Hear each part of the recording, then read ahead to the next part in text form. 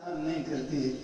तो सत्संग का इसलिए महत्व है कि आप सत्संग में जाएंगे तो आपको ये बोध होगा, ये समझ आएगी, फिर आप गुरु के पास जाएंगे। और गुरु के पास जाने से भी काम नहीं होगा। गुरु के पास जैसे ऐसे गुरु के पास चले गए, गुरु की दा में गोकुलनाथ, गरुड़ा बहन ने गाली नाथ, बुढ़े बैल को नाथ गाल दी, क्या मिला? ऐसे ही गुरु की दा ऐसे इधर उधर चलते फिरते गुरु बना लिया। जो तुम मैं गुरु तू चेला, धन हरे धोखा नहीं हरे। गुरु क्या का काम क्या है? धन देना नहीं है। और इसलिए हम गुरु के पास जाएं या गुरु को इसलिए बुलाएं कि आज उनकी वंदना करेंगे, पूजा पाठ करेंगे, भेंट करेंगे। क्या देंगे? कपड़ा देंगे, पैसा देंगे, और तो कुछ नहीं देंगे। गुरु किससे राजी होती है समझना चाहिए कि ये गुरु का नहीं। पैसा मिल गया, आपने लाख दे दिया, 10 लाख दे दिया, 50 लाख दे दिया, करोड़ भी दे दिया, इससे कोई कार्य न गुरु का सिद्ध होगा न आपका सिद्ध होगा। गुरु का काम क्या है? एक ही शब्द है, एक शब्द में सारी चर्चा इतनी हुई है, तो सारी चर्चा एक शब्द में आ गई। गुरु आपके धोखे को दूर करते हैं।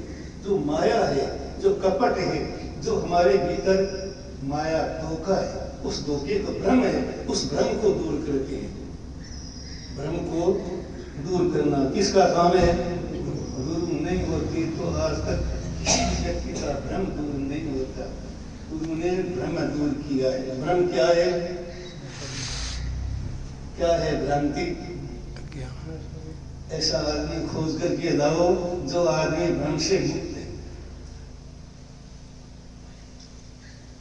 पूरे गुजरात में घुमाओ, पूरे उड़ीसा में घुमाओ, और चाहे राजस्थान में घुमाओ कि जो आदमी भ्रम से मुक्त है, ऐसे आदमी को खोज करके लाओ।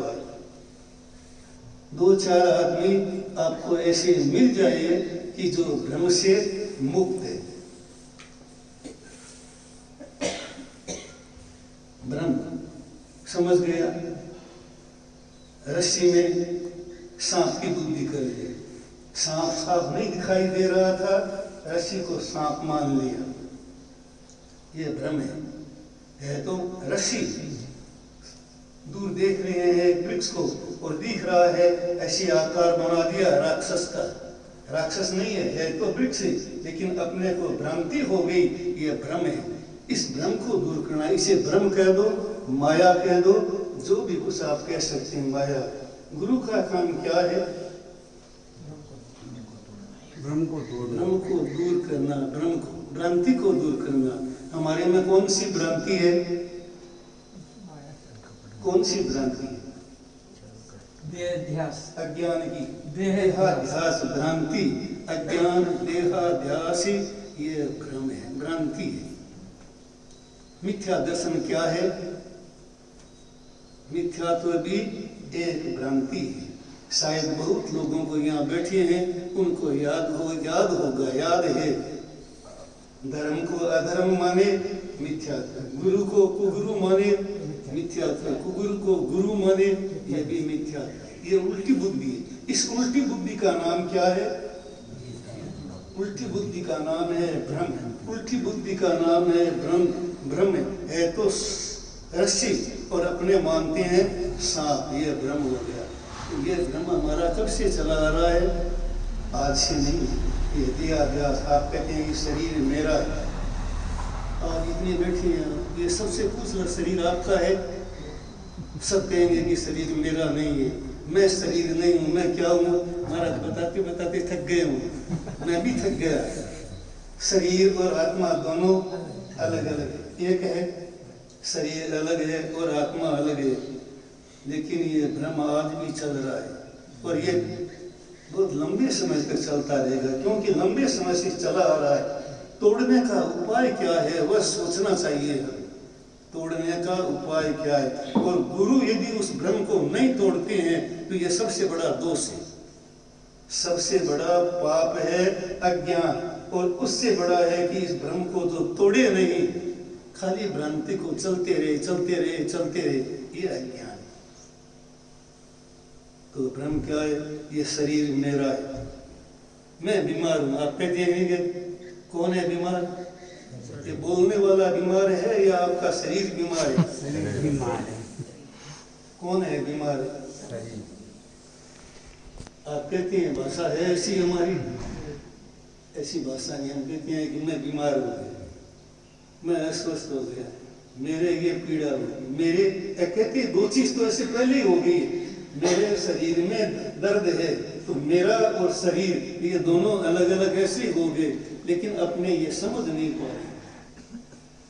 तो इसीलिए अज्ञान तिमिरांधाना, ये पद्य बहुत लोग बोलते हैं, रोज पाठ करते हैं, बोलते हैं अज्ञान तिमिरांधानाम ज्ञानांजने श्लाघया।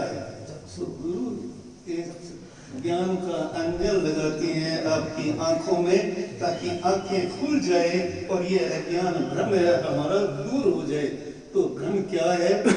जो अपना नहीं है उसको अपना मानना, अपना नहीं है उसको अपना मानता। मकान आपका है, धन आपका है, धन छूटता नहीं है। धन छूटता, धन छूटे इसका मतलब है प्राण छूटना।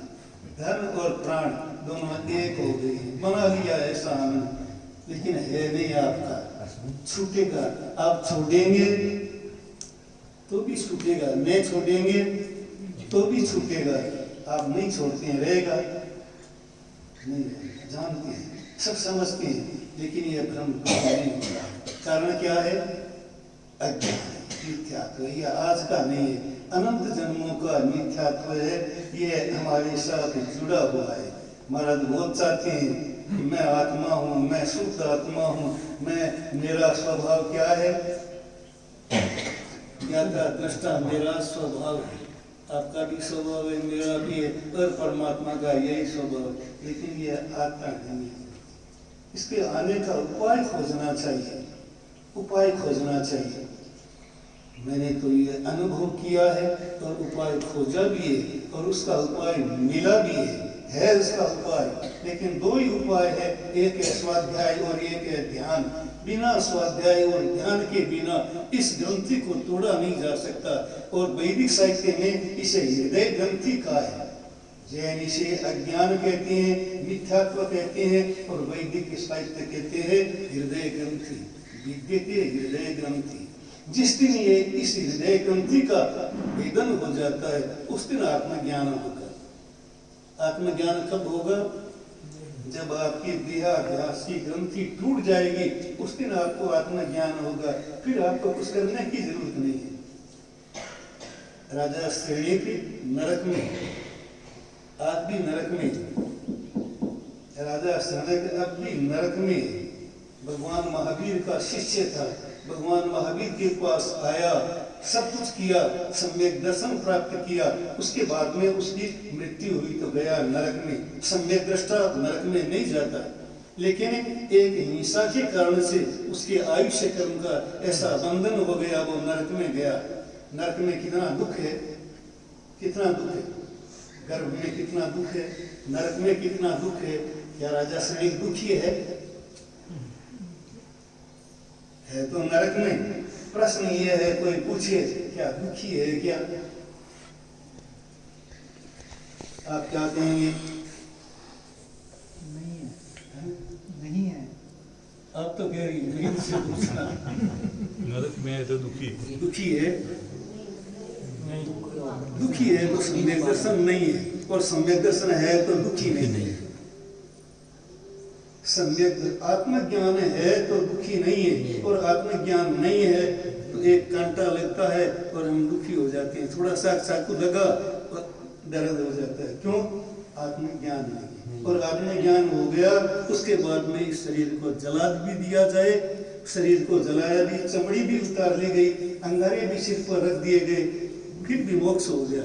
सिर पर अंगारे जल रहे हैं, खीरे रखे हुए जल रही हैं, सिर जल रहा है, शरीर जल रहा है, फिर वो मोक्ष हो गया। क्यों हो गया? क्यों हो गया? कारण क्या है? आत्मज्ञान हो गया। एक आत्मज्ञान था इसलिए मुक्ति, एक आत्मज्ञान था इसलिए मोक्ष हो गया। आत्मज्ञान नहीं होता तो भटकते रहते। इसलिए पहला काम